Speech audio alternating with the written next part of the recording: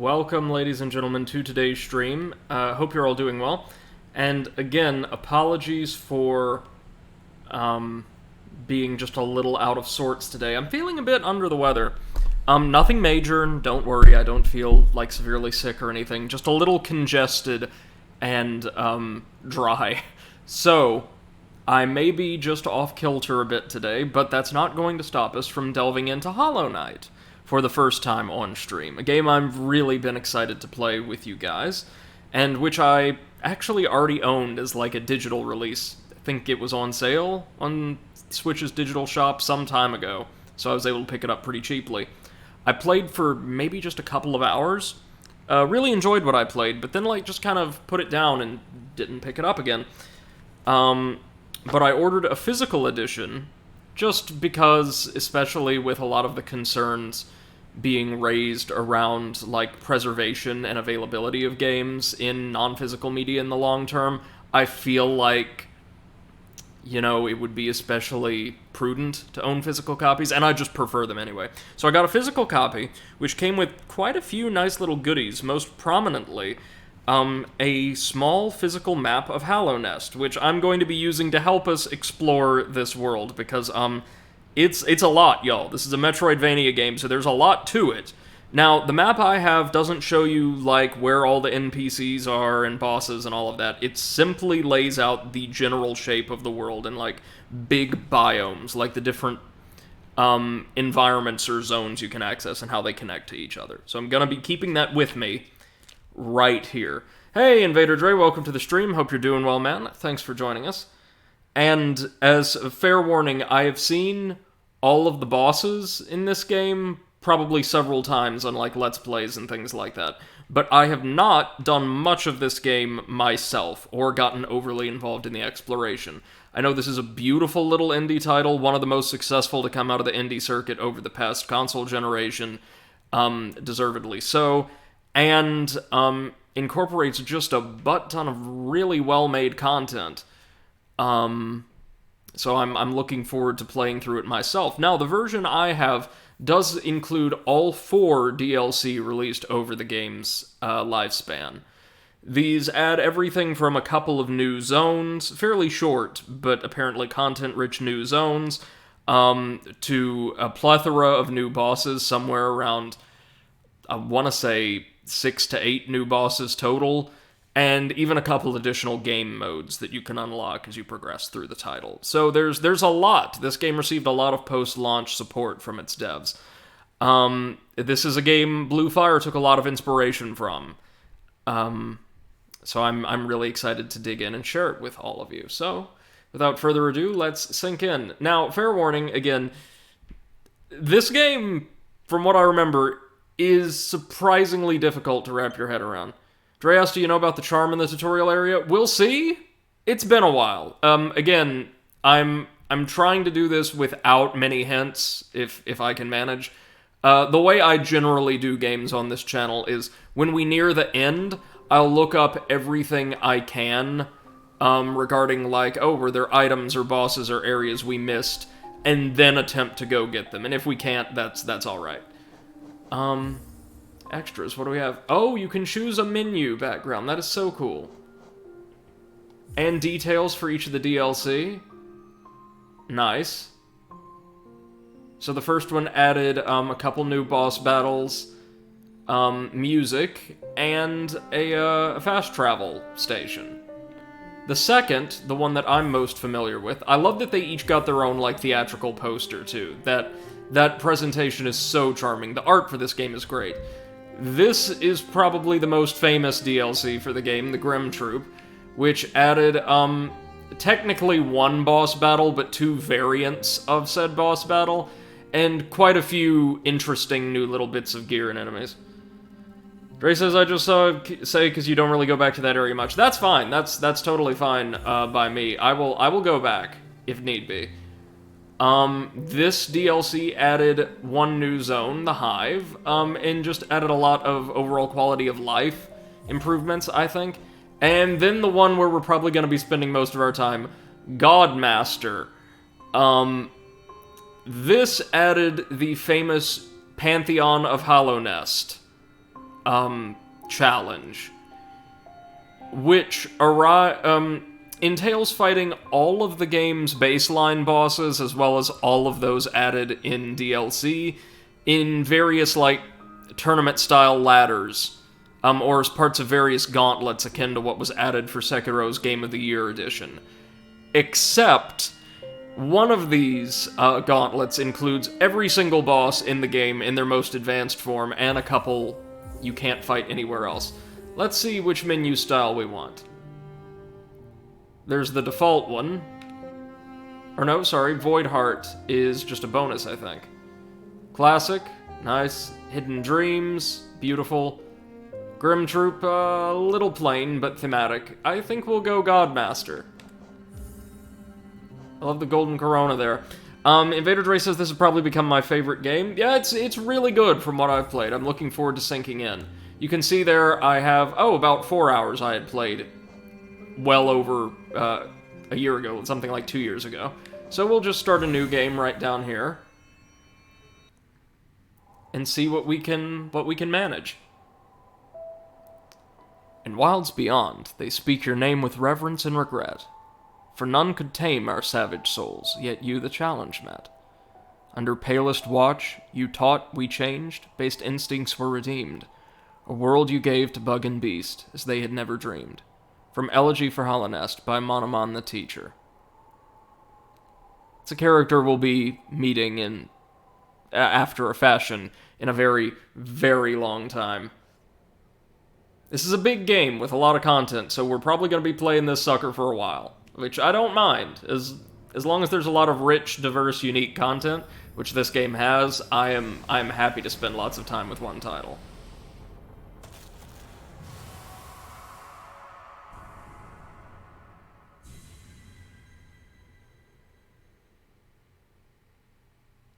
Right.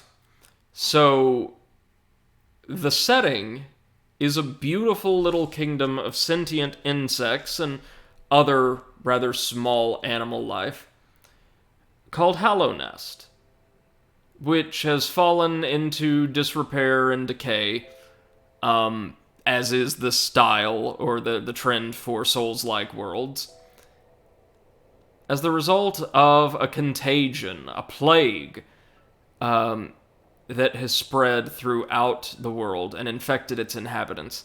And you'll be able to tell whenever we encounter something associated with this plague, because it'll bear an unnatural light, this bright orange color palette, or I should say a warm color palette, not all oranges.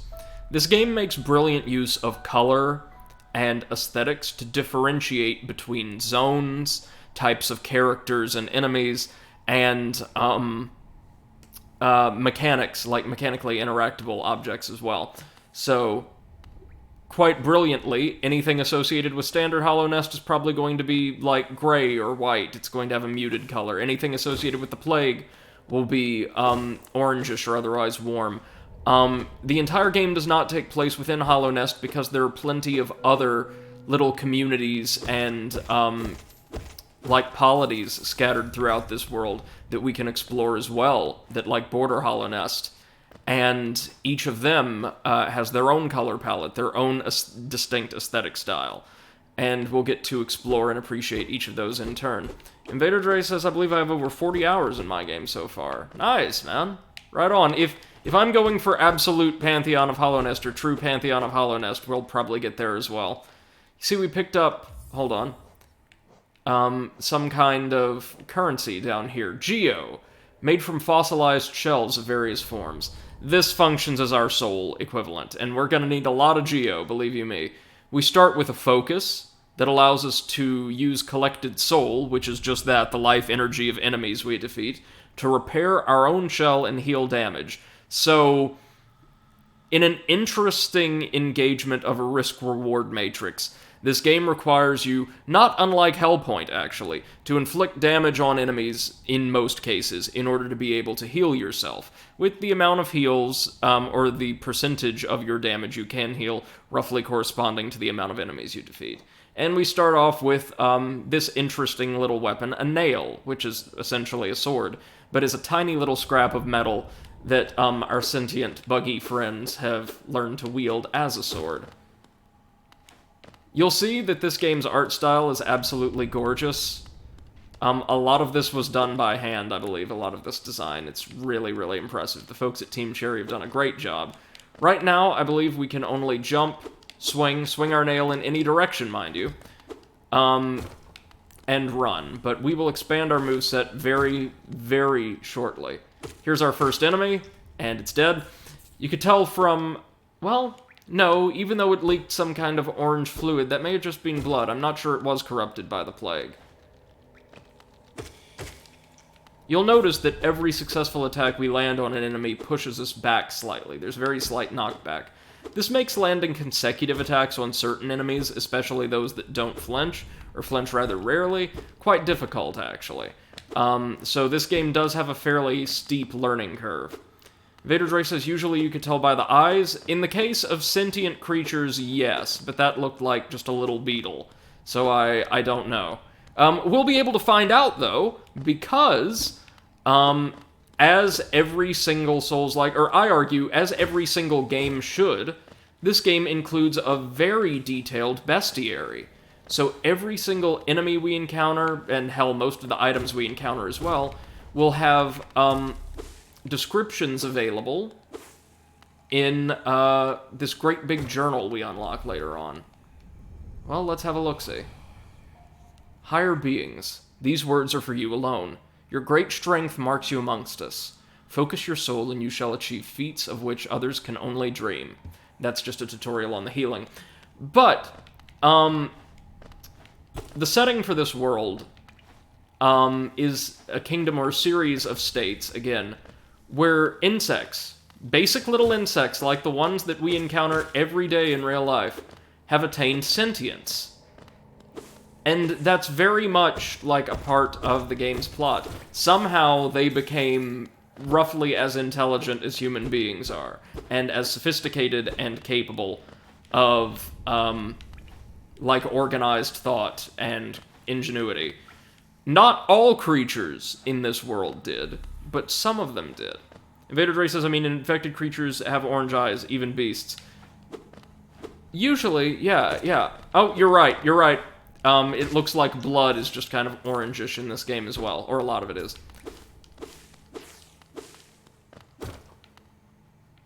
Let's see.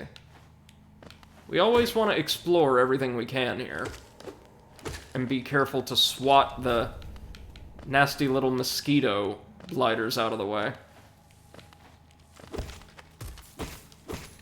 Always keep an eye on your surroundings and the environment in this game, because as you could see, those, stalactites aren't just for show.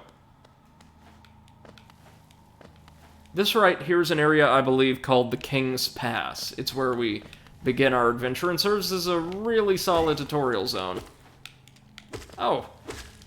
Swatted down that stalactite before it even hit the ground. Nice. I love games that have a, like, pseudo-hand-drawn art style like this. Very, very nice. Oh. Hello. What's this? Ah, right. This is soul. I'm pretty sure we could absorb this to gain some soul.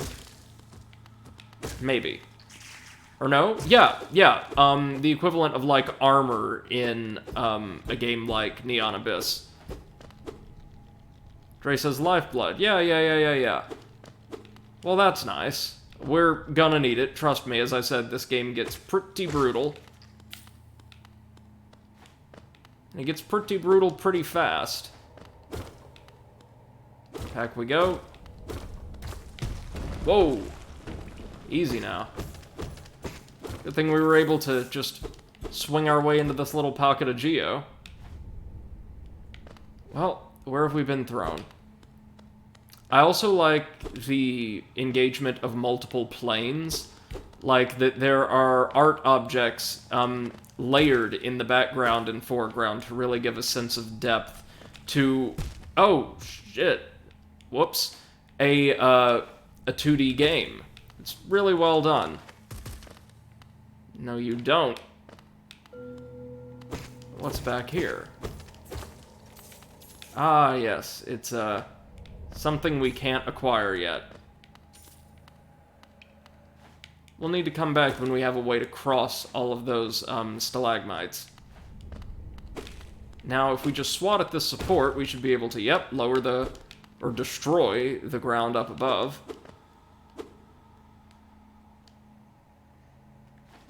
Viderdray says, careful, you can lose it when you sit on a bench, and you can nail hop. I do not know how to do that. I'm pretty sure it's a technique. Yep. I don't know. Unless we can strike them specifically. Oh yeah, yeah we can. Okay. Let's give this a try. Not like that. Only on enemy... Damn it all. Enemies and spikes. Okay. I normally would have done so with the dash, but alright.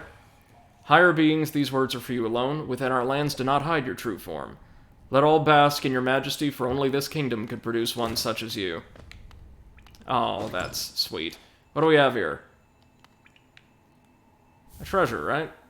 The Fury of the Fallen charm. Yeah, so these are the equivalent to, or rather the inspiration for spirits in Bluefire, and they work much the same way. Let's see what this one does. Not at all, actually. Hey, Seth, welcome. Hi. Hope you're doing well. Dre says you'll need the skill, trust me. Alright, but again, remember, we are trying to do this with as little help as we can, man. Let's see. When close to death, strength increases. Embodies the fury and heroism that comes upon those who are about to die. Alright. That sounds pretty cool. So, Seth, I was just gushing about this game's art style and how striking it is.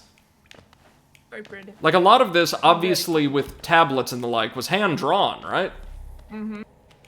Yep. Reminds me of a much classier Vanillaware game. Vanillaware? The studio behind titles like Odin Sphere and Muramasa, the Demon Blade. Dragon's Crown tend to have really beautiful hand-drawn style designs, but also terrible female character design. Yeah. How have you been today? Well, I had my last hit training. So, I did that, and I got a new harness for Beppo, so we've been trying to break that in. He's not really happy about it, but yeah. Of course, he doesn't want to be restrained.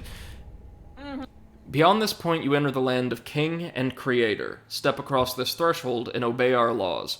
Bear witness to the last and only civilization, the eternal kingdom, Hallownest. Well, somebody thinks highly of themselves, don't they? But yes, the king of Hallownest is worshipped as, like, a creator god. Well, creator's maybe a bit of a stretch, but he is credited with bringing enlightenment and sentience to the insects.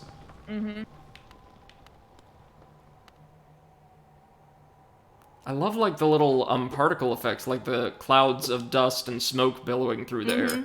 This game is so gorgeous. It's also so hard. Yeah, it is. But it's worth it. It's oh, very yeah. rewarding. Hey, check it out. It's a lamppost lit by, fireflies, I think. Welcome to Dirtmouth, the fading town. Meaning we've made it through the tutorial area. Yay! Dre says so hard, but extremely rewarding. Yeah, it's very much like Dark Souls in that regard. Yeah, and like the music is so beautiful that, yeah, it doesn't matter if you die a million times. Ho there, traveler. I'm afraid there's only me left to offer welcome. Our town's fallen quiet, you see. The other residents, they've all disappeared. Headed down that well, one by one, into the caverns below. Used to be there was a great kingdom beneath our town. It's long fell to ruin, yet it still draws folks into its depths. Wealth, glory, enlightenment. That darkness seems to promise all things. I'm sure you too seek your dreams down there. Well, watch out. It's a sickly air that fills the place. Creatures turn mad and travelers are robbed of their memories. Perhaps dreams aren't such great things after all. Oh, poor guy. Many used to come, hoping the kingdom would fulfill their desires. Hallownest, it was once called. Supposedly the greatest kingdom there ever was, full of treasures and secrets. Now it's nothing more than a poisonous tomb full of monsters and madness. Everything fades eventually, I suppose. Feeling tired? That bench may be iron, but I assure you it's quite comfortable. There's no better place to collect your thoughts before heading below. Plus, I enjoy the company. Not that you seem like the talkative sort. Alright, well, let's take him up on that offer. Let's have a rest, and, while we're here, throw on our new charm. And as you can see, there's quite a few charms to collect in this game. Quite a few more than spirits in Blue Fire. I think that I am missing only one of the charms. Oh, wow, well done. For all your mapping supplies, we'll be opening soon, Iselda and Cornifer. Well, I will make use of their services, no doubt, but... Oh, I love Cornifer. I've already got myself a map, a physical one that shipped with the game. I just love the melody when Cornifer is near, because you can hear him humming. That's how you know that you're close to him. And it's like... We can find him in every zone, I believe. Yeah, exactly. Or almost every zone. I mean, there is sort of like an order that you should follow, and then you will find him everywhere. But if you go like out of the order and suddenly you don't see him there, you can buy the map from his wife then. Yep, Iselda, who also offers a variety of other fairly useful items. Like pins and stuff, so that your map is not just bland and empty. Welcome to the Forgotten Crossroads, the game's first real zone. And guys, this place is huge. Oh, here's an example of a sentient bug that's been afflicted by the plague. Yep. Was afflicted by the plague. Now it's just dead. Nice. That's a better state, I would say. Look at its empty little husk, though. That's so sad. Yeah, it is so sad. Dre says, I managed to collect all the charms before fighting the final bosses, so I had as wide amount of options as possible. That's what we're going for, too. We're going for everything, or almost everything, since this game has so much. Collect everything. Back. I love how these poor guys just run at you with their stubby little arms outstretched, like the world's saddest zombies. Yeah. Now let's see. Dre says, I love Cornifer. I think I remember running into him a couple times during my partial playthrough, so long ago. Let's see what's over here. You know me, I will always go the, quote, wrong way first. Yeah. Pretty sure that thing's called a gruz. These little masked fly creatures, yeah. I mean, you still have the, you have the bestiary as well, so you can check those. Well, we will have the bestiary. I just love it how they made it that the more enemies you kill, the more you learn about them. It's like you're dissecting them after every kill and being like, interesting. Well, that, and they made sure to give, like, really expansive lore to every single creature in this world. I love that. Yeah, and... Trey. Yeah, because there's, a boss version you fight pretty early on called the Gruge Mother, I remember. Yeah. Oh, this area. Yeah, welcome to Grub Home. According to the map. This is so cute. So, the Grub Father here has lost all of his charges, little like baby grubs, and it's up to us to find them, free them, since I believe they've been bottled up by one of Hallownest's inhabitants, and return them here for cool rewards.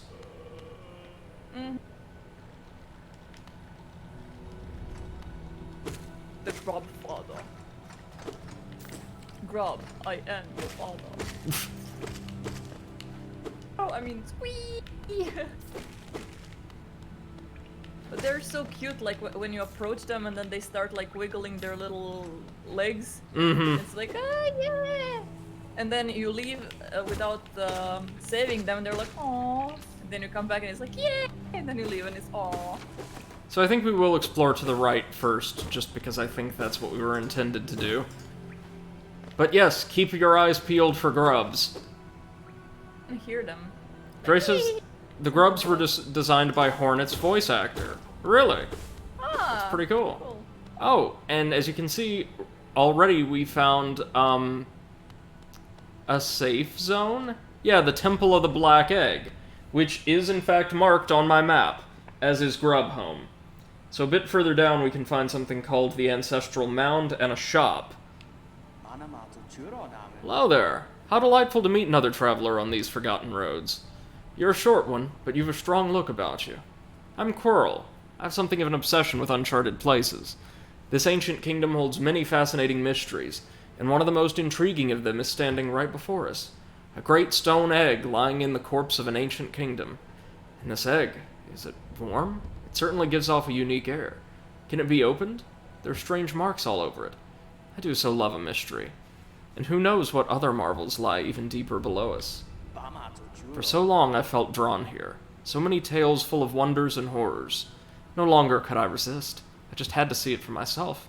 And what a time I chose to arrive. This dead world has sprung to life. The creatures are riled up and the earth rumbles. The air is thick. I wonder what could have brought it all about. To persevere in this ruin, that old nail alone just won't be enough. But that's no problem. One only has to look around. Plenty have come before us, and most met their grisly end. Many more equipped than you and I. I'm sure they wouldn't mind were a fellow explorer to relieve them of their tools. It's a kindness, really. The dead shouldn't be burdened by such things. Casual looting, okay. Did you pass that town above? What a gloomy little place, and majesty hidden right beneath. I suppose that's why they've all headed down here. Who could resist such possibilities? Okay. Nice meeting you, Quirrell. Is there anything else in here for us? Dre says Quirrell is best boy. He's our Solaire, I presume. I think he's more competent than Solaire. Certainly more competent than Dark Souls 3 Solaire. Yeah. Poor guy. That's still one of my favorite moments from my streaming career. Oh, yeah. When he immediately just died. Like, okay, thanks for your help. I mean, it was just a, It was just an NPC, right? Or, no, not an NPC, a summon, but it was hilarious. Yeah. And he, like, made such an effort of, like, emoting and doing everything Yeah. he does, and then, like, both dead. Yeah, he was trying so hard, just like the real thing.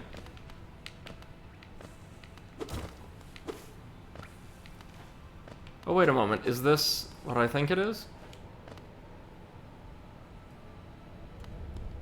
Oh no, it's a crystal mine. Yeah, so another element that is given its own color more often than not to stand out are these crystals you can find scattered throughout the world. They're important, just not for a little while.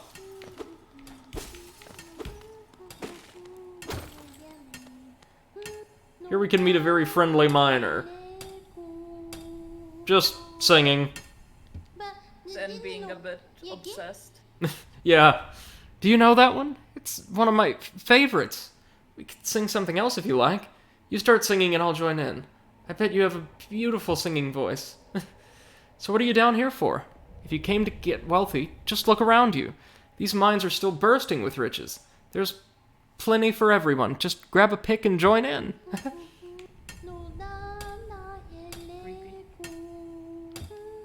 Yeah, she's just a little off. But nice enough. Dre says, Mila, sweet girl. Yeah, most of the NPCs in this game are pretty nice. Adorable, all of them.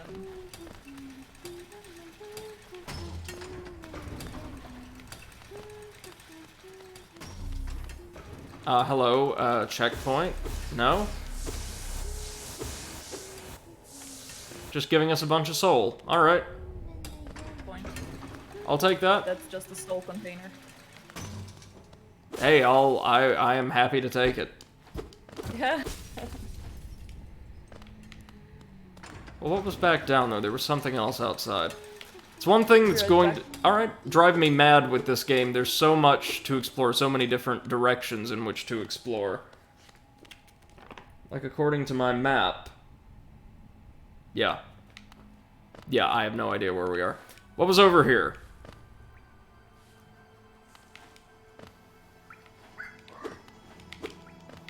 Another pretty impressive looking structure.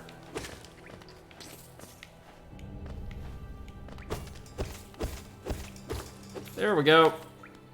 Just collect all that geo. It may look like we have a fair amount. Trust me, we don't. There's something of substance down there, but is there anything else in this room? Oh, damn it. I didn't see that one coming, actually. Nice.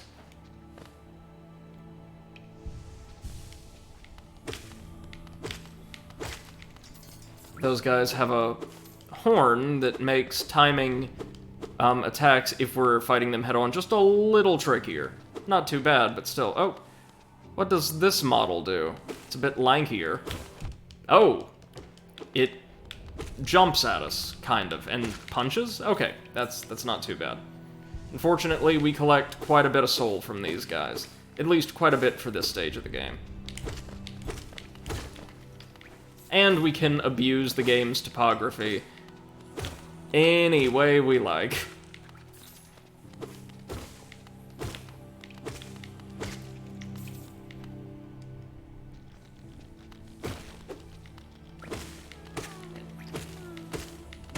There we go. Oh, let's grab this. Hey, there's one of our baby grubs. We might be able to make it all the way over there and grab that one. Maybe not, but we'll give it a shot. Nope. Probably not yet. We need to learn a certain move for that. Dang it. Alright, well, let's just keep this in mind.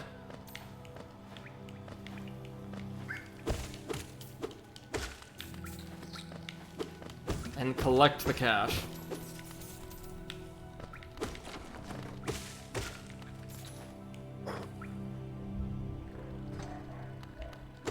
Oh, and we're back in this large shaft beneath the Grub Father's home, or beneath Grub Home, I should say. Well, this is convenient.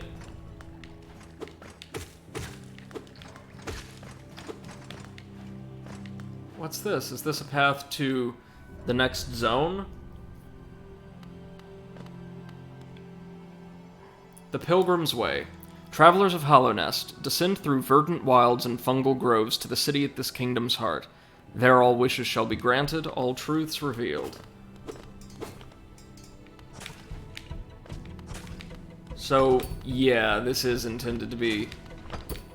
Yep, later in the game, we can't damage him in melee range, it doesn't look like. Okay, so we'll have to keep this place in mind. That is a passage to... It looks like either to a place called Green Path or to the Fungal Waste, according to my map. We'll see later on. I've been to both places in my partial playthrough before, so we'll see. There's just so many places to go. The amount of opportunity for exploration and the like is almost overwhelming. Almost. It's not too much, but it feels right close. Oh, hold on. That was the cartographer. Yeah, here he is.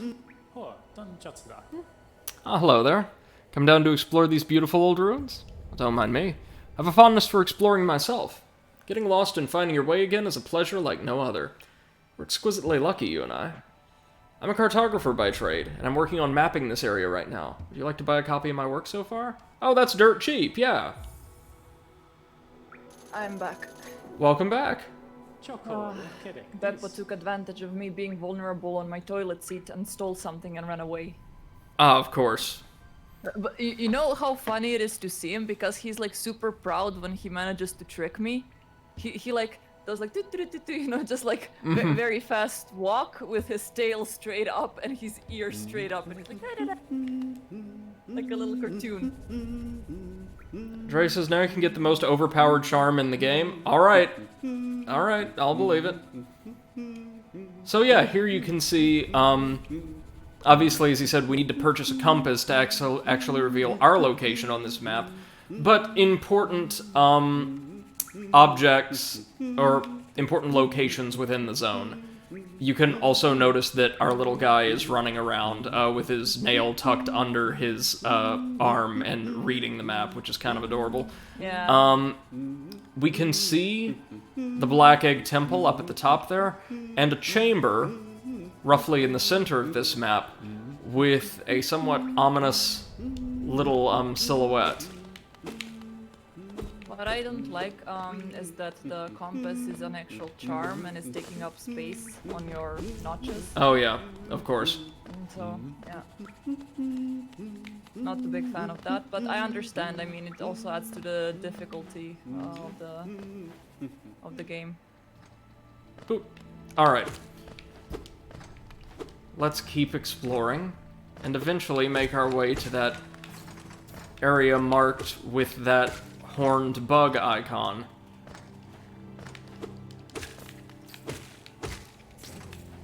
The horny area. Indeed.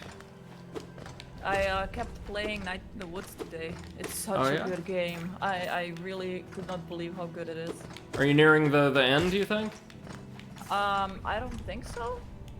Oh, it's pretty long then.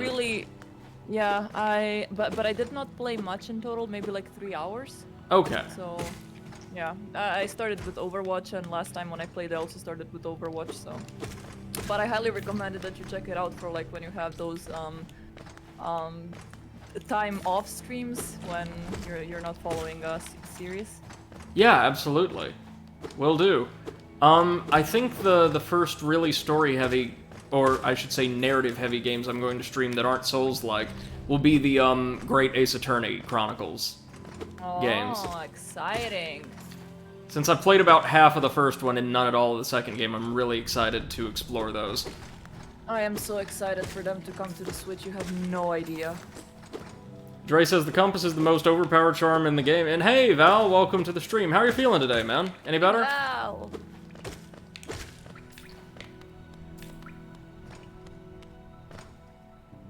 I love he how... was saying puns in my stream earlier. Brilliant, so brilliant. He's feeling great. Oh, Val says still pretty sick. I'm sorry to hear that, man. I'm feeling not sick, but a little congested myself today. Hopefully it'll pass, but we'll see. Dre says his joke.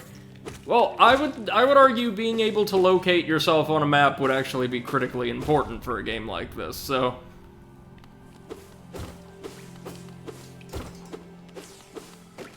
I can't get over how cute our character is.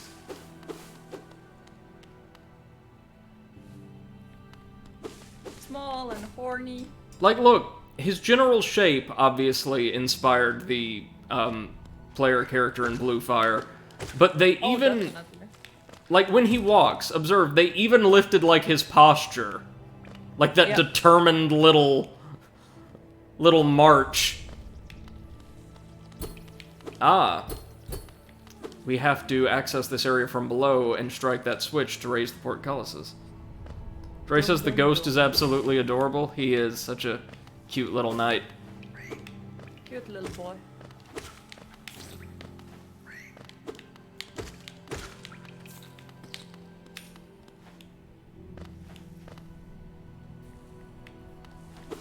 You know that, like, plushies based on this IP would sell, like, hotcakes. Val says the door does not open from this side. 2 squad. Welcome to Dark Souls. No, no, no. We received no notification, so we're good. Right.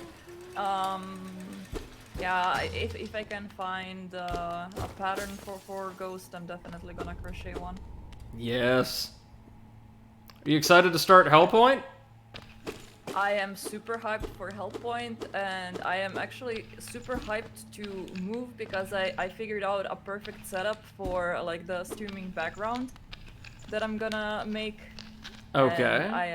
And it's gonna have like all my games and collectibles in the background, and I'm really looking forward to that. Right on. I'm looking forward to seeing it. Yeah. So we'll need something a little bit more powerful to smash through that weakened floor. Bell says I'm down to play Hellpoint with someone.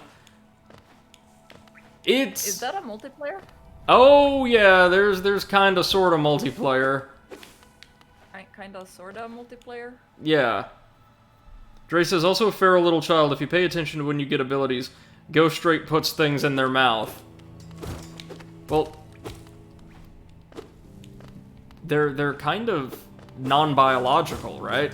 They're like a golem or something, essentially.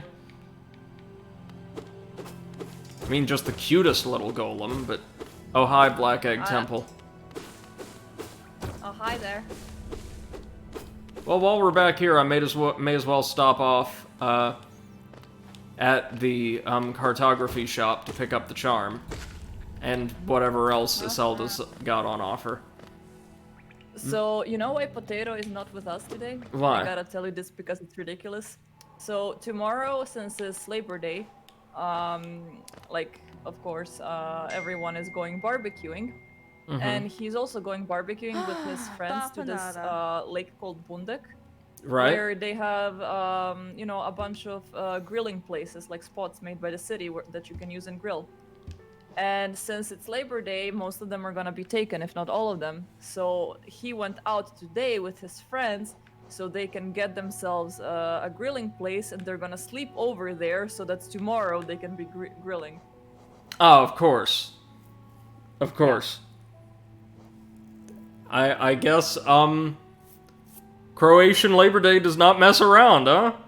Oh no, like Labor Day is one of our biggest celebrations, if not the biggest celebration. Yo, Val. Val says it does have multiplayer, it's sketch as fuck. Oh, give me 1 second, guys, my phone just went off. Yeah, sure, go I'll ahead. be right back. Hold on, there we go. Yep, sorry about that. You have an iPhone. No, wait, that's not an iPhone. It is. Hello, how is your voice? That's a voice, alright. Yeah, your nose sound. You sound like you have a stuffed nose. Yes. It's about Yeah. where I'm at. Yeah, still no fever? Not that I can tell, no. Okay, good. That Like- is good. I mean, I haven't been consistently monitoring it, but Yeah. I mean, you can feel it because like you're either very cold or very hot. yeah. Okay, That we're should be back. good. Welcome back. Thank you, thank you. Now let's go ahead and go sit down and pin this compass to ourselves, which is how that works, right? Yeah. But yeah, Labor Day is our biggest celebration, and it comes from Yugoslavia days, you know. So Oh, wow. Nice. yeah.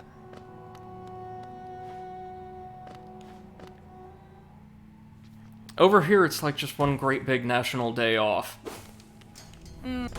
I mean, unfortunately, it's Saturday, so you know, fuck everyone around this year. This year is one of the worst years for holidays because most of them fall on Saturday. Mm-hmm. And yeah. And most people are still working remotely anyway. Yeah. I mean, that's the thing. Like, people would think like, oh, you're working remotely, so what doesn't matter, you know, when the holiday is, but you work so much more when you're working remote. It's Yes, crazy. you do. Holy shit, thank you. Nobody realizes it. Yeah, like you don't work from home. You live at work. Yes, yes. Hey, Eclipse, welcome, and thank you so much for the raid. Princess Luna, Devtrix, welcome to the stream. Hope you all are doing well. Welcome to Hollow Knight. guys. I'm trying to learn my way around. So happy you're all here. Thank you so much for joining us. But yes, no, you're absolutely right. Remote work, actually, in my experience, and yours as well, it sounds, Seth, has actually required far more of my time and way more of my, like, mental executive energy. Oh, that. Yeah. Because you can be told that you have to work or there's a crisis or something like that you need to attend to at 10 in the morning, Yeah. 3 in the afternoon, 9 at night. Yeah. Like, my coworkers and myself, like, we have been super exhausted, and, like, after a couple of months, like, I joined the team in February. After a couple of months, I realized they're just not taking any breaks, because they're constantly thinking that people are monitoring their status, like, if they're online or not. Mm-hmm. And they put pressure on themselves. Like, it's and me myself, like I always am thinking like, oh, if I go offline for half an hour, somebody's gonna call me and be like, hey, why aren't you working? You know, it's just anxiety, you know, just the feeling that I have. It's Yeah. not something that happens in reality. Or you're It just like, became oh, one more job, one more task, Yeah. one more item. yeah, or that, or like, oh yeah, like it's just 5 meetings. Since I'm at home, it doesn't matter. It's gonna be okay. Well, in my Yeah. experience working like in the academy, the um the attitude taken by like a lot of my superiors, unfortunately, is, and with good intentions, these are nice people. Oh yeah, you can do more. And in fact, like, oh, hate to ask you, but could you do this one more little thing? Yeah. And it's always one more thing, and the one more thing is always a crisis that needs immediate attention. It's Yeah. never like, hey, at some point over the next couple of days, could you like maybe drop an email to so and so? Yeah. That's the same like with my team as well. Usually, if somebody interrupts you while you're doing something and asks you to do something, and you ask them, okay, until when does this need to be done? The answer is yesterday. Yeah, and that was and- not the case before the pandemic, in my Yeah, experience. Yeah, definitely. But like in my team, it has gotten so bad that people don't want to take breaks. That after last retro meeting that we had, I suggested to have mandatory breaks. Nice. So now not only do we have that 1 hour, you know, lunch break as usual, but also like we are forced once in the morning and once in the afternoon to get out of our apartment and take a walk for 15 minutes.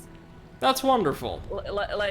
I mean, of course, you cannot control if people are gonna do that or not, but there is like a blocker in the calendar saying like 15 minutes walking.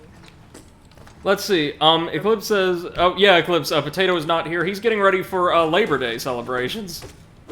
Yeah, he is camping in front of the grill place so that they have a grill tomorrow for Labor Day celebration. What are they going to be grilling? I have no idea, honestly. Presumably meats of some kind. Oh, I so want fish on the grill. Oh my God. man, yeah, that sounds really nice right about That now. and veggies. Mm-hmm. Eclipse says, how is Non-veggies taste everyone? even better. Eclipse says, how is everyone? I'm doing alright, thanks. A little congested, but hopefully I don't come down with anything. Doing okay. I've already provided my answer. Yeah, I think that I'm coming with something coming down with something as well, because confirm that as coming. we shut up. Yeah, as we talked yesterday, my body is now in that state of, oh, I don't have to be so pent up and like prepared for everything. I can relax a bit, so it's getting ready to get sick. Yeah. Decompression, Yeah. pains. Oh god, the butt bug exploded. Oh yeah. Right. I don't even know if I'm supposed to be here, but we're gonna explore anyway. Oh, hey, little grublet.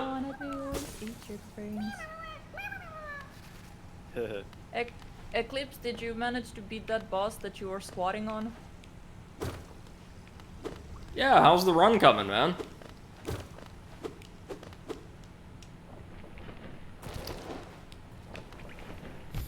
Seth, I love that song.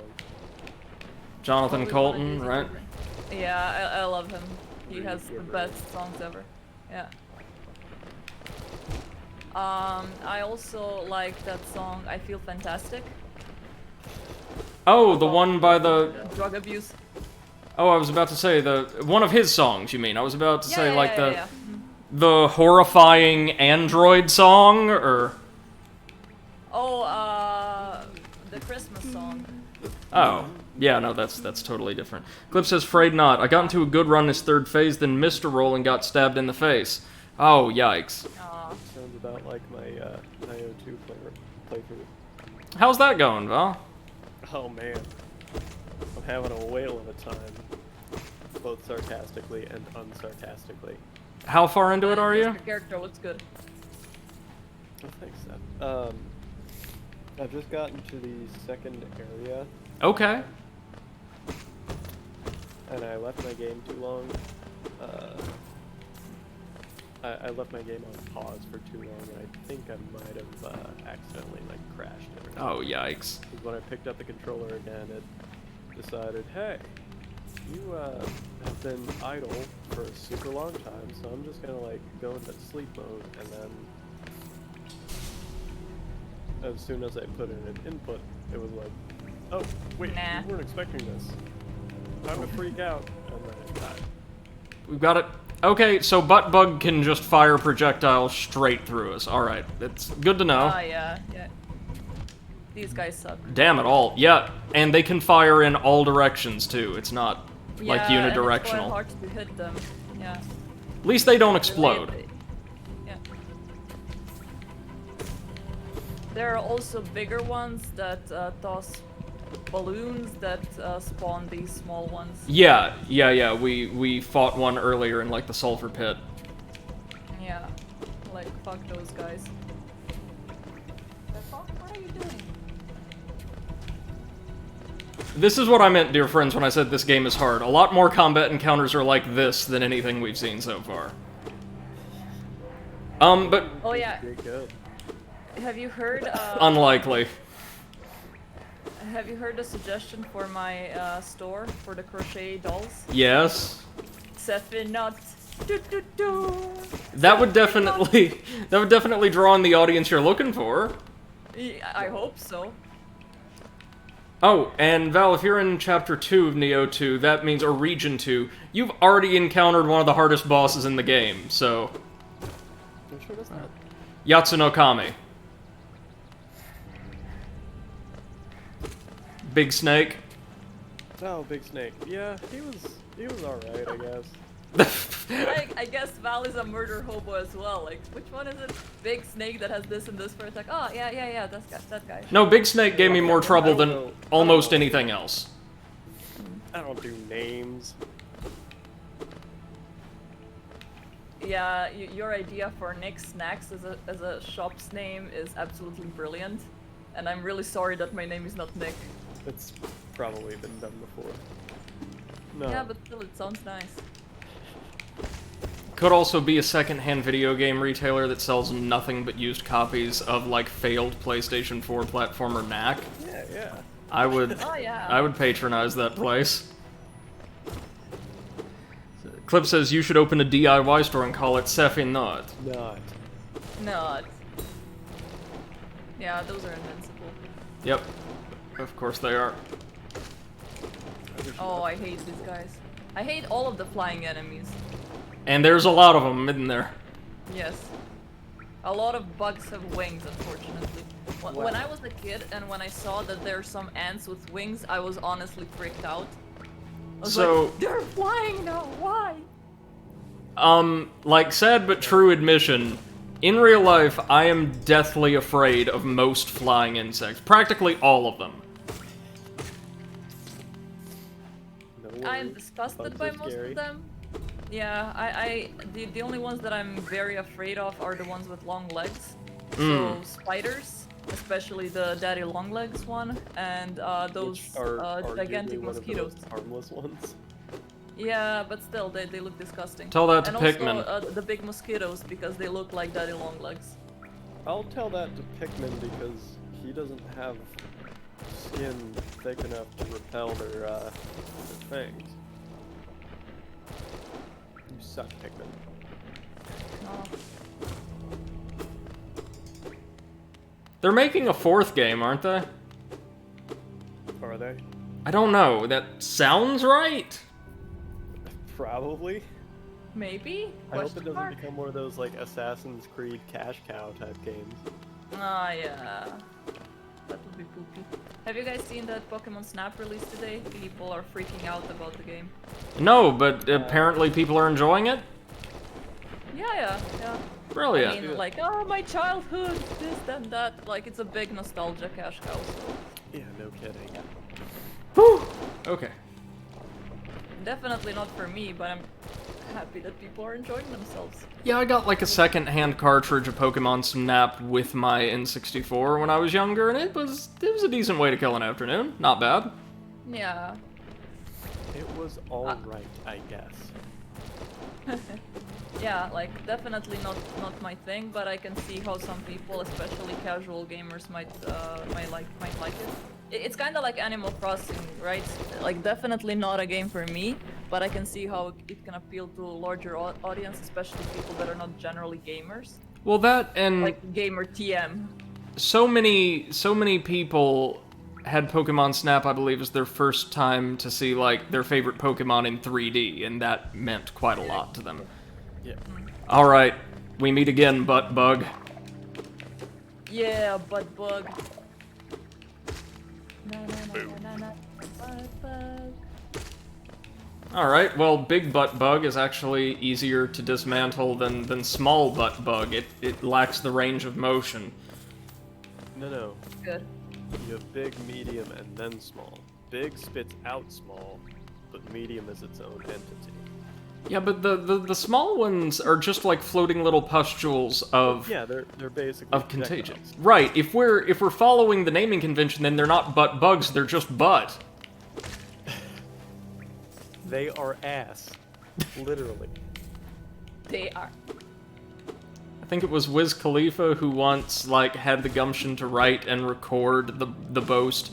They hating on me pitifully because I'm the shit, literally. What? Yeah, that's an actual thing that somebody wrote, and several record executives saw and listened to and thought, yeah, we can let this go to publication. Definitely. Like, yeah, that's quality song right there. That's definitely what he meant. Who would pat themselves on the back for being literal shit? That is almost certainly not what he meant. In fact, I will declare that is not what he meant. I mean, I know people say, "Oh yeah, I'm the shit," to say that they're cool. Yes. Yeah. But not I'm saying shit. I'm shit, literally. Yes, that's right. Well, I mean, rappers have like big name rappers in recent years have really frequently used words in contexts that they do not apply to whatsoever. I think Rick Ross once said, "I'm the biggest rapper, Google me Expedia." What? Referring to a travel website instead of like the online encyclopedia.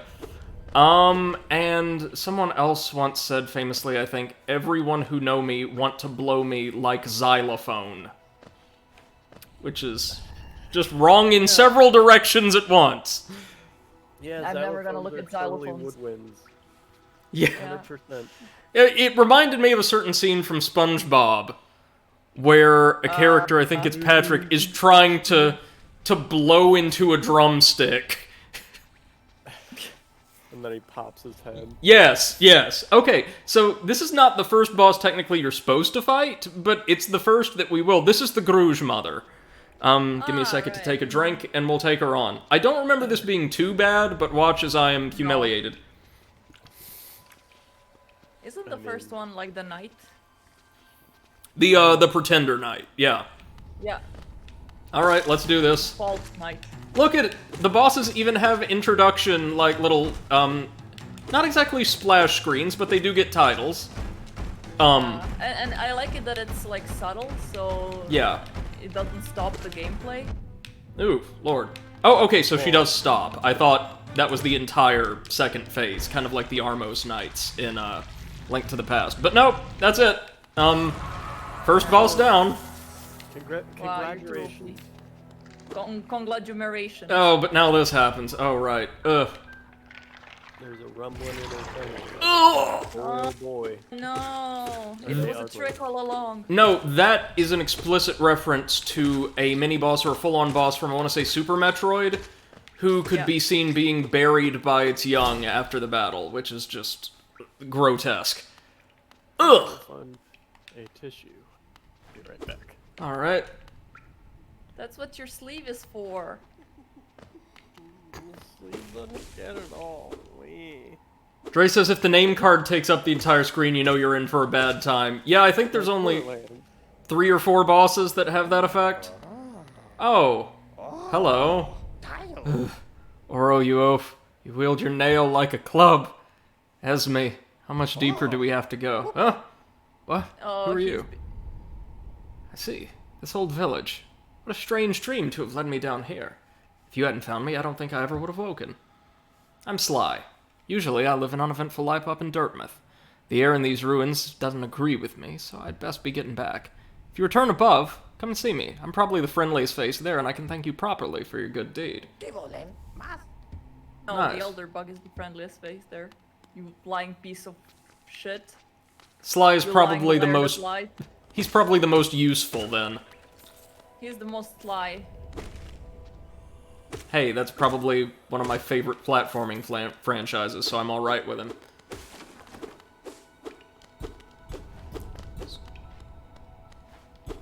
So yeah, our reward, our immediate reward was an NPC, but you know what, kids, we ain't done yet. It's time to go fight, the actual boss of the Forgotten Crossroads. Gru's mother wasn't bad. If I knew that she would stop the attack where she just flings herself around the arena, we probably wouldn't have taken any damage at all, but no, that was very manageable. Oh, so that soul station gave us slightly less, or about as much as a butt bug. That's kind of sad.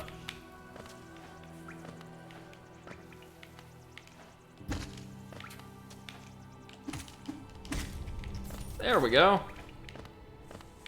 I think now Buttbug is its official canon name. I mean, it fits, right? Buttbug and bug and a butt. Yes. Oh, I think that sign indicates a fast travel station, if I recall. I think so. If it looks like a stag, yes. Yep. Yeah. The little mosquito-looking fellas aren't that bad. Welcome, dear friends, to Hollow Knight Fast Travel. Oh, I love this. A toll machine with the symbol of a stag. Insert geo? Yep, we need to open the, I think it's just a one-time fee, right, to open the fast travel station. Yeah. And then we can ring the bell. To summon a stag chariot. Hey, Blade of Fate, welcome to the stream. Hope you're doing well. I'm doing alright, thank you. How are you? This is the last stag. Greetings, little one. It's been an age since I last heard the ringing of a station bell. It echoed down the stagways and called me to you. I've grown stiff and tired over these many years, and I've forgotten much, but the sound of the bell will always call me back. These stagways stretch the depths of Hallownest. If you want to travel them, hail me from the platform. I'll take you where you need to go. Do we have the stag station marked on our physical map? No. No, we do not. Or no, wait, yeah, Like, there it is. You can make small marks with like sticky paper and like glue them on if you want to like mark stuff on your physical map. Oh no, I'm pretty sure it's going to appear on our in-game map now. Let's see, Blade Fate says I'm good. Downloaded the Resident Evil Village demo. Want to try it out a bit? Nice, let us know what you think. I've heard it's really good. Yeah. I mean, I just know that there is a gigantic vampire lady that have the internet went crazy for. That's about it. Yep, so he acts as our fast travel. We obviously can't use him until we unlock a second station, but real quick, let's just sit down here. Anything we can do while we're here? No, I don't think so. We'll need the quill so we can update the map, though. Which, of course... Hi, Blade. Why did I say hi, Seth? Oh my god, I got the Eclipse Syndrome when I'm saying hi to myself.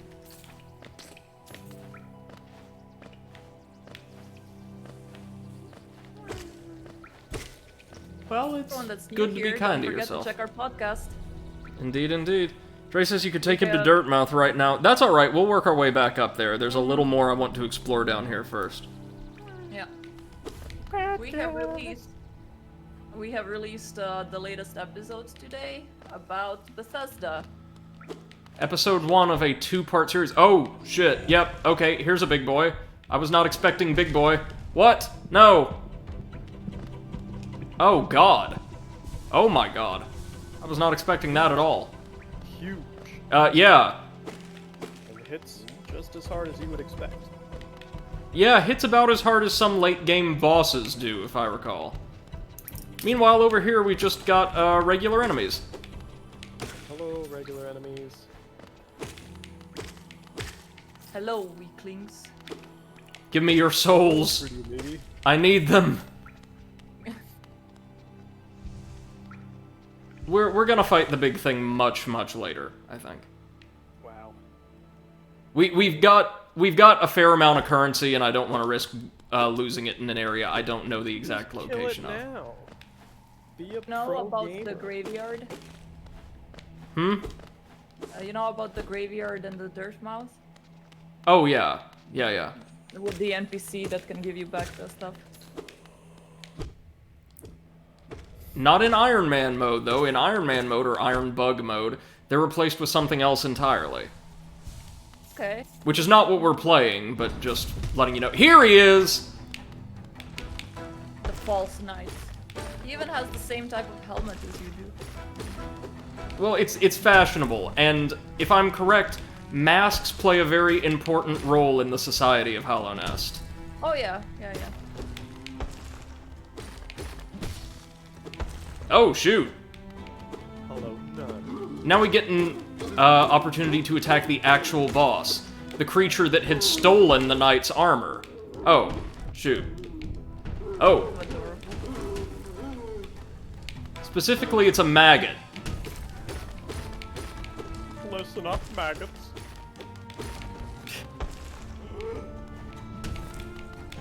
Huh.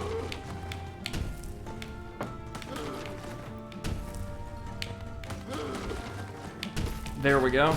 We can dodge most of his melee attacks pretty easily. Just when it starts freaking out, we can't do anything. And you can hear its voice is actually, like, charmingly weak. Almost. Yeah, no, it's just freaking out. And it's slowly destroying the ground of the arena. Oh, yikes, I thought we could, like, dodge that by getting in close. Time to heal. Time to heal. Time to heal, I said.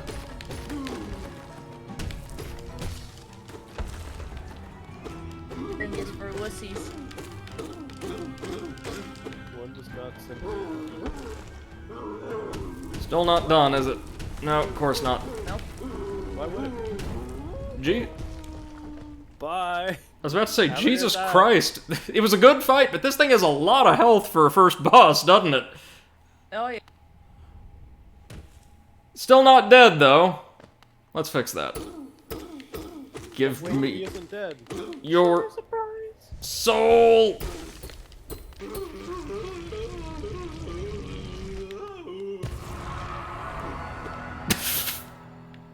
Flop.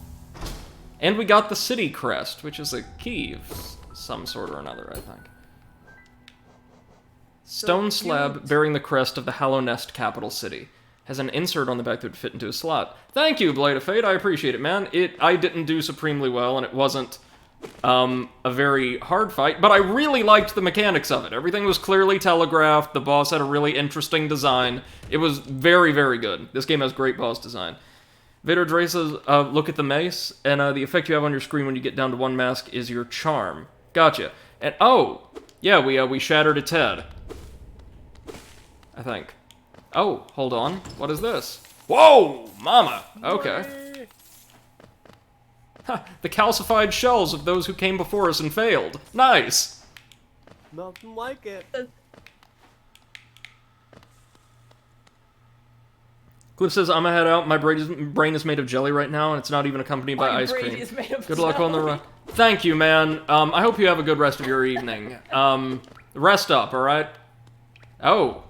Oh, that's lovely. Look at these little fetishes, depicting cracked helmets just like ours. I think... Hold on a minute. Is this... There's no way this is. No, this isn't the area that we definitely don't want to go to right now. Dre says the mace was a bug that got up and wandered away. Oh, that's so cute. Too funny. Oh no, I know where we are. This is a place called the Ancestral Mound. Yeah, we need to explore this place. Giggity.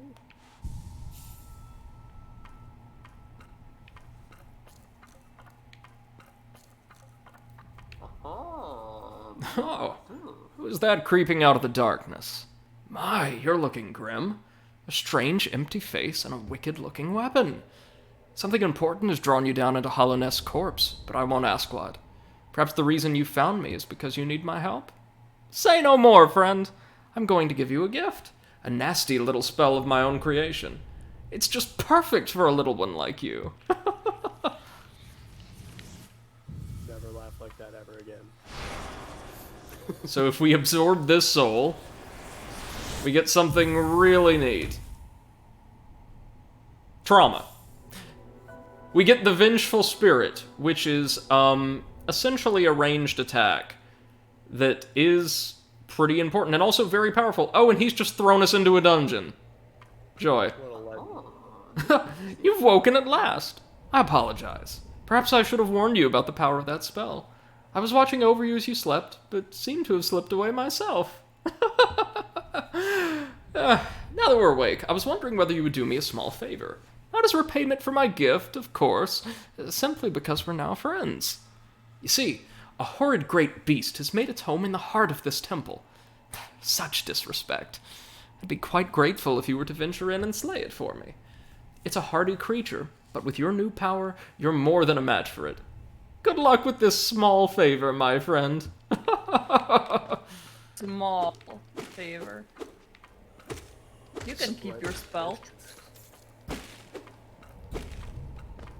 So I love how, even though the Ancestral Mound is just a single, fairly small building within the Crossroads, it has its own completely unique tile set and aesthetics. That's beautiful. All of the areas in this game feel really distinct. You may notice this resembles a juvenile form of that great big armored creature we couldn't strike with melee attacks earlier. Hint, hint. Yeah, so it's disrespectful that creatures are nesting in the Ancestral Mound. Totally fine, completely sanctioned that we're destroying elements of it just to make our way through. Right, totally. I mean, you have to have priorities. I mean, what's a little broken effigy here and there? Yeah, it seems like they've got enough. Oh, speaking of, I can't wait until Seth sees the temple in Hellpoint. Oh god. The giant, sprawling, empty-ass temple that looks like a cheap hotel bathroom. Yup. So, Val, I don't know... Last time, Oh, go ahead. last time you were so excited about showing me something, I ended up in a 50-floor battle arena. Yeah, but you enjoyed that. Yes. You are not going to enjoy much of that particular act of Hellpoint. It's not Immortal Unchained, but Yeah. it's close. Well, as long as it's not the gigantic board game type of boss fight, I am gonna be absolutely okay with that. Oh, it ain't. Don't worry. Fuck Grunty and fuck her board game. So Val, without getting into specifics, so as not to spoil Seth, I am curious on your take. I don't know, did you see much or any of my Hellpoint playthrough? I did not. So my most consistent criticism, and it's a game that I like on the whole, it does a lot of things I really like, is the game does area design so poorly. Oh, yeah. Every area is sprawling, there's not a lot of unique or interesting treasures, there's just tons of empty space with the same 3 or 4 enemies repeated over and over and over again. And that, yeah, it can even be found in the first couple of levels. Yeah, The first level, I guess the prison ward is probably one of the most populated areas. oh yeah, easily. And then after that, they just kind of, it seems like they just kind of gave up. Well, the very first area that was released to the public as, like, a demo, the port is fairly well designed, comparatively speaking. Yeah, fair enough. What they have shown to the public in a demo. Has anyone seen any news about any changes for the Cyberpunk patch? No, it's amazing that it's been like a month plus since it was announced and we're still awaiting news on a friggin' patch. Oh, here's the creature, by the way. Good lord. Oh, dang it. Dang it! We don't want to hit the small fry. We want to just unload on the big boy. Yikes! They're fast. There we go. So tricky, yeah, but not impossible. Give me that money. Give me all that money. Blade of Fate says, I downloaded the new patch, tried it a bit. Oh wait, no, it's out? Okay. Well, how is it? Ooh, we got the Soul Catcher. Now we're just looting the temple. 56 gigabyte? Oh no! 56 was the first patch. Yeah, the second one was only 6. So That effectively a 62 gigabyte patch. That was basically a patch and a hotfix. Or a full-on goddamn AAA game. Yes. Unless you're talking about Call of Duty. Vermintide, because for some reason is 120 gigs. I think we also missed something higher up. Let me just work my way back through really quick. I think we're going to swap out our low HP attack buff for the Soul Catcher. Just as I told Pod, you can't get too high. 420 was 10 days ago. oh yes, because I easily take. the squarest person either of you have ever known. Nope. Need such a warning. My brother gets that award. Blade of Fate says, same gameplay, some new add-on for customizing your car a bit. Wow, you can actually customize your car? So, can I, like, choose between Tailpipe 1 and Tailpipe 2 now? I bet Tailpipe 2 is bigger. Oh, fuck that game. You know, the sad thing is, even without all of the tech issues, the writing, world building, and quests just really aren't that good. They're not awful. Well, some of them are. Debatably, yeah. But, like, nothing stood out to me as fantastic. The stuff involving the nomads was generally stronger than all the rest I found, but not by much. Invader Dre says, to make the city this amazing hub of happenings, and it's the most bare and pointless place. yes. And Invader Dre says, gotta go, Hell of a Boss released their new episode. Alright, man, thank you for joining us. And I hope you've enjoyed my second serious foray into your favorite game. So it's done then, you've slain the beast. The poor thing must have been terrified of you. It used to be quite docile, but the rancid air in these caverns filled it with some ancient rage. Still, you did what had to be done. You have my gratitude. Of course, we both know that you wouldn't have made it through without that spell of mine. And look, the gate between us is opened. I'm sure you're eager to move on. Farewell, and have faith. Whatever you're seeking, it'll find you. Oh, I didn't mean to fire on him, but... Why is it doing that? You press the A button to advance dialogue. No. We will start using the B button to advance dialogue, so that doesn't happen again. Sounds like a good plan. Blade of Fate says RGB City. That's how they got me to pre-order the game. Wow. The thing about Cyberpunk, or its world, that seem most transgressive to me as, like, a student of storytelling and narrative was how juvenile so much of it was.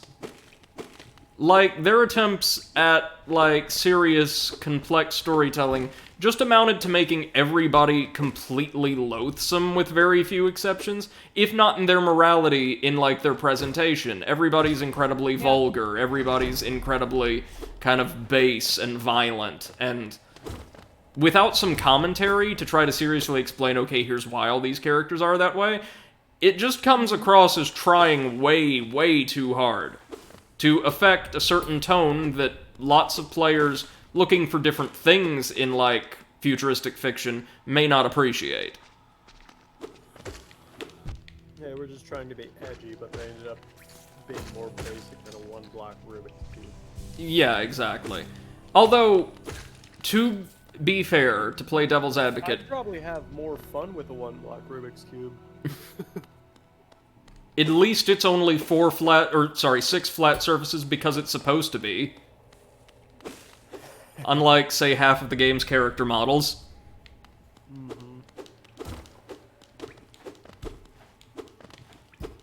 Meanwhile, look at a game like this. It actually immerses you in a fairly dark, not exactly dismal, but, like, complex and kind of daunting world in a very subtle, subdued, kind of, like, classy way. Alright, we've made our way back up to Cornifer's old perch. Let's head our way back up to Dirtmouth now. So we can talk with our NPCs and hopefully nab some upgrades. Like I said, this game's aesthetic reminds me a fair bit of Salt and Sanctuary. Yeah, no, I'm getting the same vibe. Although this is far more clearly inspired by, like, the original few Metroid games than Salt and Sanctuary was. I think it leaned more heavily into Dark Souls style design, for good or for ill. I think the game landed pretty well for what it was. I know Seth hated it. Fuck that There's a game. lot of things. Yes. And But I will say, I could totally see why somebody would despise Salt and Sanctuary. I get it. I just like that they made the joke about calling a claymore by how it would be pronounced in Asia. Oh yeah, it's the Kuremura, right? Claymore. And one of the strongest weapons in the entire game is like a skillet. I love that. In fact, if you do something properly until like late game, it's the strongest weapon, right? Pretty much. And there's like a Bloodborne character class, I love that.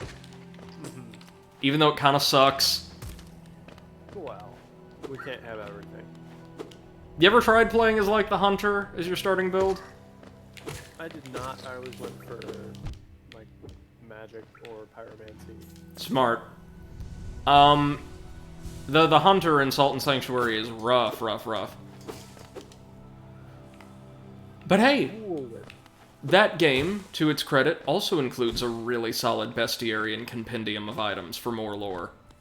Hey. great. Still sucks. Oh god, no, it's this thing again. Where the hell are we? Either. Or anyway, like... we want to Hell. try taking the... Nope.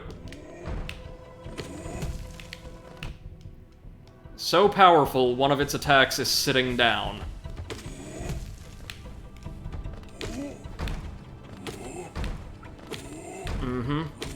Uh-huh. I got your enormous ass now. This my shit. There we go. Nice, and we get a grub for our troubles. Hey, buddy. Yeah, that wasn't too bad. He only had 2 pretty basic attacks at close range, and the solution to each was, or the counter to each was, thank you, Blade of Fate, I appreciate that, man. Jump backwards, or wait about a second and a half and then jump backwards. We'll jump forwards over the shockwaves, but yeah. We all know what you meant. Yes, no, of course.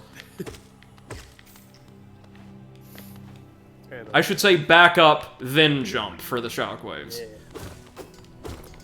I'm just being facetious. We all gotcha. Blade of Fate says, Brad, could I call you that? It's hardly the worst thing I've been called in my life, so go right ahead. Have you played Little Nightmares? Such games are quite interesting. I have not, but I'm familiar with them and their reputation. Their absolutely sterling reputation. They're currently on sale. Oh, nice. Oh, I think I saw that because I picked up the original, really good Star Wars Battlefront games on sale. last night. Those games are brilliant. They are wonderful. Battlefront 2 especially. Like, I've invested more hours into Battlefront 2 than any other shooter, easily. The, again, original Battlefront 2, not that imposter that's currently on the market. Not EA's trash heap of a game. Man, isn't it great that EA... Dead like 2 months after launch. Isn't it so great that EA doesn't hold the license anymore? Mm-hmm. But I mean, if I'm correct, now I think Ubisoft does, so... I think they were just kind of trying to pass it back and forth. That would be better. If I recall correctly, I thought I saw somewhere that they were reviving LucasArts. Oh, god, that'd be great. And they were just gonna be working with a bunch of different companies, passing the licensing off to individual companies, seeing which ones they like, which ones they don't really like, etc., etc. But still keeping LucasArts in charge of the marketing decisions, so we don't have EA's garbage excuse for a cash grab of the loot box system. Such a shame that, like, only after the Backlash, as like their last major product for the Star Wars universe, did they release a really good game. Mm-hmm. Like, Fallen Order was, in my opinion anyway, really solid for, like, a Souls-like produced by EA. Yeah. A Souls-like with a Star Wars IP produced by EA is not something that, like, 15-year-old me would ever believe be a positive thing. Right. I would have appreciated, if I'm nitpicking, like, more urbanized or modern environments mixed in with all of, like, the ancient ruins and more humanoid enemies to fight, but, like, what they gave us was of really high quality. I mean, we got a boatload of disposable stormtroopers. It's not going to be like Star Wars Jedi power battles of a PS1 where, like, everybody has a human model. Oh, yeah. Still. Yeah, no, I'm thinking, like, just with what they have, they gave us Zabroks, we could have had, like, the Tuskens, antagonistic Wookiees or something like that. Or, like, introduce unique factions, like soldiers dedicated to, non-Stormtrooper soldiers dedicated to, the Inquisition, who have their own bases and planets, things like that. Like, or more troops associated with that crime syndicate that shows up at the start of the second act. Alright, so Old Sly here is selling quite a few pretty useful things. We've got a soul vessel. He's got a key. And a bunch... Well, I say a bunch. Looks like 2? Yeah, a bunch, too. Badges. Well, I thought these were badges as well, but let's see. A rancid egg. Not sure if we want that. Stalwart shell. Yeah. This charm... Egg. Is this a quest item? No, it's the item you give to the person in the graveyard to get your souls back if they're in an unreachable place. So it's theoretically a sub-quest item. We'll go ahead and take this then. Yeah. You can also find them sometimes, like lying around in hidden rooms and stuff.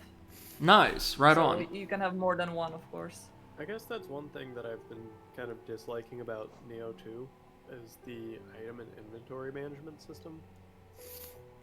Mm-hmm. Because there is just so much that you get that's very unexplained. Because with Dark Souls, everything is pretty much cut and dry. So you have Homeward Bones, which take you to the last campfire. But in Neo 2, you have like the travel tickets, you have the Harakiri blade, you have... Travel ticket. Yeah, Himorogi fragments and Oshoko cups. Yeah, you've got the Divine Branch fragments, which take you to the, like, main map. So instead of, like, warping to the last bonfire you rest at, shrine you prayed at, whatever it is, it actually just takes you out of the level. It's just so much stuff that effectively does the same thing, but with enough small details that you could accidentally mess up. Neo gives you a whole bevy of options, and I think you're right in that it's slightly less effective at tutorializing than... Here's the caveat. Dark Souls or Soulsborne games from FromSoft, from Dark Souls 2 onward. The first game was in many ways, I know because it was my first experience with a game like that, just as arcane about how many of its systems and items actually functioned. It maybe just had fewer of them. However, my counter-argument to that is that there were less systems in play, so it didn't get as confusing. Yeah, no, that's totally fair. So I mean, like, for example, Dark Souls 3, Homeward Bones can take you either to the last bonfire you rested at, or to the shrine. Right. Since it was a kind of more hub-based system as opposed to Dark Souls 1, where yes, you had Firelink Shrine, but it was not the main hub that you did things at, usually, because you had Andre Vestera, who showed up in the Undead Bird, or Parish, excuse me. But there was a shortcut to him in Firelink. Yep, that's right. So, and that's not even counting the fact that you didn't unlock travel between bonfires until pretty much the midway point of the game. Which is, for the record, probably one of the worst ideas from the game that a lot of even modern Souls-likes seem really passionate about adopting. There's also the way Hellpoint does fast travel, which is not bad maybe, but just very strange. Odd at best. Odd at best, and antagonistic towards players who don't have a working knowledge of the game's entire layout at worst. Yeah. Because don't they just give you the name of the area and not necessarily name the bonfires? No, they give you names, but like there is a consumable item you use to open or tune bonfires to a fast travel network. Right. And unless you know exactly how they function, oh dang it, or what the relative placement of, say, like warp point A to warp point B is, you run the risk of using one of those expendable charges to attune a warp point to your network about 20 feet from another one that would be more convenient. But in the late game, oddly enough, they just start throwing them at you, which is weird. It's like, in my mind, that doesn't necessarily engender an added element of challenge or anything like that. It's just kind of tedium. Like, do what Dark Souls 2 and onward did. Give your players fast travel. If they were good enough to make it to that spot the first time, just grant them free passage. Yeah, and I do like the way that Dark Souls 1 did it, where... And the caveat to that is that you can only do it with a game like Dark Souls. Just a minute. Just a minute. Sorry, I've got someone at the door. Okay. Yeah, probably the dogs that we keep hearing.